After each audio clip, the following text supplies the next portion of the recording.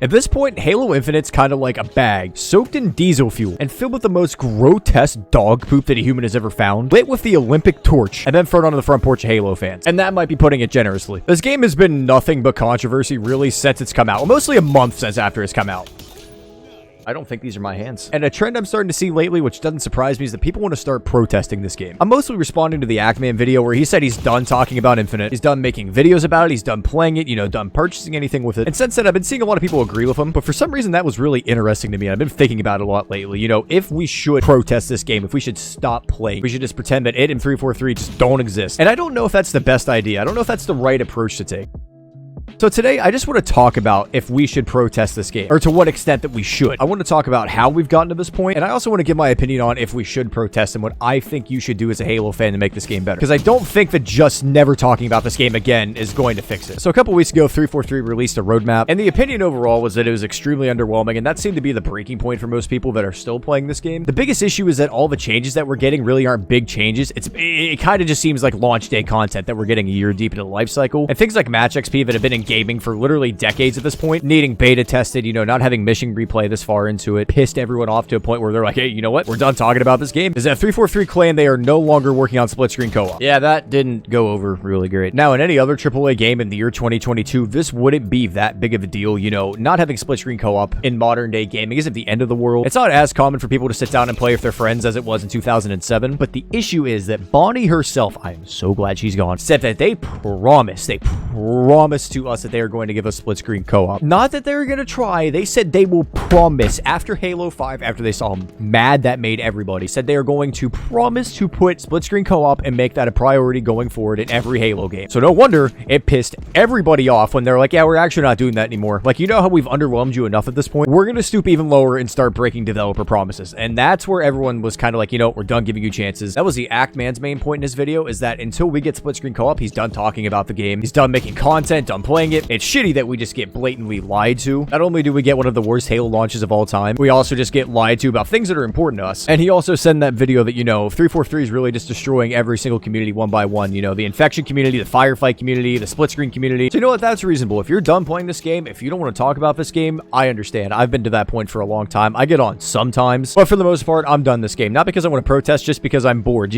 I don't have to protest not to play this game anymore. They just have to keep putting out shitty content like they've been putting out for the past year, and I've been done. But in my opinion, if we want this game to change, pretending that it doesn't exist isn't going to fix anything. Now, like I said earlier, if you're a Halo fan and you're done with this game at this point, I understand completely. They have done nothing to show us that they are going to improve this game, to at least what it should be. They've done nothing to earn our money, our time. And if those reasons are enough to make you not want to play the game, that's fine. But if you want this game to change, genuinely, if you still want this game to become better, I don't think completely ignoring its existence is the way to go, personally. Because at that point, if no one's talking about it and they can just get away with what they're doing, nothing's going to change. I'm not saying as a YouTuber or a community member, you should take hours out of your day to write super sophisticated scripts, dogging Infinite as a game, but we need to keep lampooning 343. I don't care if it's through Fire 343 on Twitter. Don't get contempt with mediocrity. If we want this game to do good, we need to keep talking about it. We need to keep destroying them. We need to keep making videos explaining what they're doing wrong. We can't just let them get away with it. If we give up, they've won. This launch is done. Make them work. They put out one of the worst Halo games we have ever seen, and they can just get away scot-clean with it. It's like I said, if we just stop playing this game, if we stop talking about it, it's just going to fizzle away, and then another 5 years, we're going to get a just unbelievably underwhelming game from this company. Keep roasting them. We will not support them as a Halo developer anymore. We can't just let them get away with it and be like, we'll try again next year, and then bam, we're in another 10-year cycle of just getting dog water games. If you really want to hit 343 where it hurts, though, I'm pretty sure everyone's doing this anyways, buy choices. Stop buying cosmetics. Stop putting money into this game. If you haven't bought the campaign yet, don't buy it. A player count isn't going to make an extreme difference in this game. Not making any more money will. I think it'd be pretty funny if this game hit some record high player amounts and then no one bought anything. So when Microsoft goes to 343 and they're like, hey, how's Infinite doing? It's like, well, a lot of people were playing. That's a free-to-play game. That's great. Are people spending money? No. Well, how's our PR team look? Oh, we get dumpstered every single day. In my opinion, that's how we need to do this. And then you know what? If it doesn't get any better, we got to start trending Fire 343 again. I know that's drastic, but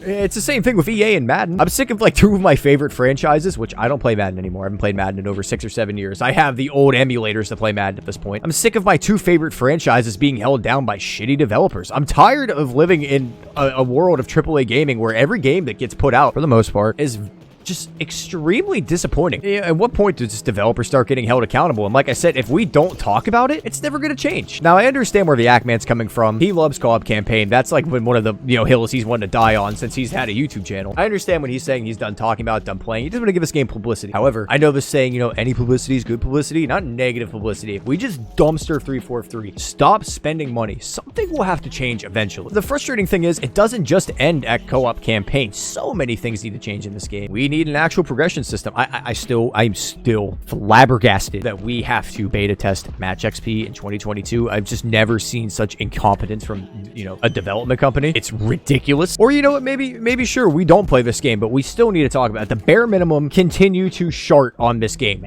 everywhere. All publicity is good. Publicity is like good for Jake Paul, but not for 343. Make videos, make posts, make comments. But just keep talking your shit. We've earned it at this point. It's ridiculous. I said it before, you don't get 343 trending on Twitter because you make good content. It is silly how much they've taken advantage of the Halo franchise and failed to do literally the one thing that we want. Just make a Halo game. They've literally tried everything except for that at that point. Like, if you put like a decent story into a full price Halo game with actually like nice cosmetics or skins, I bet you people would buy it. There's plenty of armor to earn on our own, but also put cool ones in the shop. There you go. You know why Call of Duty sells bundles like hotcakes? Because you can still earn the final camo. There's still things that are worth something in the game, but then the cosmetics are pretty cool. I mean, I don't think I've ever bought a Call of Duty bundle, but I see a lot of people who do. You don't have to strip us of the absolute bare minimum to get us to spend money on your game. And the thing that sucks too is that, let's say, 343 ends up getting dropped from Halo. The team that works on MCC done a really damn good job. I get on and play MCC frequently. The updates are really good. The content's good. The cosmetics are good. I do not understand why there's such a sharp contrast between Infinite's development team and MCC's development team. I mean, how did that even end up happening? I don't understand.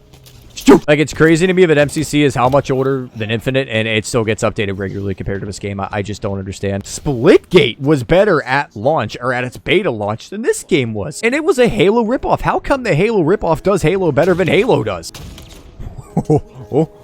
You see what I mean? This game's still fun. It's just, dude, there's just so much bullshit surrounding it. It's not fair. It's not fair. The one franchise I love, the first franchise I fell in love with, just gets to be in this perpetual state of dog water. I will say congratulations to them, though, for actually not removing a good playlist that came with the event. I'm glad they've stopped doing that. This social big team battle is a lot of fun. While I'm on the topic about bitching about this game, I want to check something out. I haven't checked out the store this week. It is Tuesday, right? I'm going to give my live reaction just at this point. I want to see what we get. We get $12. You get gold and green. Granted, this is the coolest paint job in the entire game, but you're getting, let's say, 1, 2, 3, 4, 5, 6 coatings. Are you getting 6 coatings? At some point, cross score is going to get turned on, and this is going to be one color. You're going to pay $12 for gold and green, and a stance, and shoulders that look like zoo pals. And it's you look at things like that, and it's so frustrating because you know what? The store can update every week, but I can't play custom games. That's another thing. Can we please have custom games? If you're not going to put out game modes, can I make them play with my friends? That would be fucking awesome. I'd love to do a community game night on this game. The store can update every single week, but theater mode never works. I mean, seriously, how long has theater mode's been in video games for? My bookmarks. Oh, you can save it so you can just look at what happened. It looks like a pretty good game. I would have loved to use this in that last video I made for background video, but nope, can't use that. So what's the point of having theater mode? But hey, you know what? Gold's back in the store for $12. You can spend money in this game. The bare minimum core features that we did get don't work. Oh no, my God! Imagine if they put cosmetics in the MCC. I understand that they still do such good things with that game, but God, that's the one thing they've given us as a developer other than Halo 5's multiplayer and Forge. We have gotten MCC. They monetize that. I mean, I guess it wouldn't be that big of a deal, but the game feels so pure. Like I said, I know this video was just a really big ramble, but I feel like there's always something to talk about with Infinite, and it's just never good. So that is going to do it for today's video. If you like Halo content, especially classic Halo content right now, make sure to drop a sub. I post Halo content every single Friday at 3:30. Like the video, drop a like, and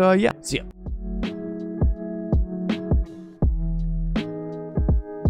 Oh, his back turned. He's quirky.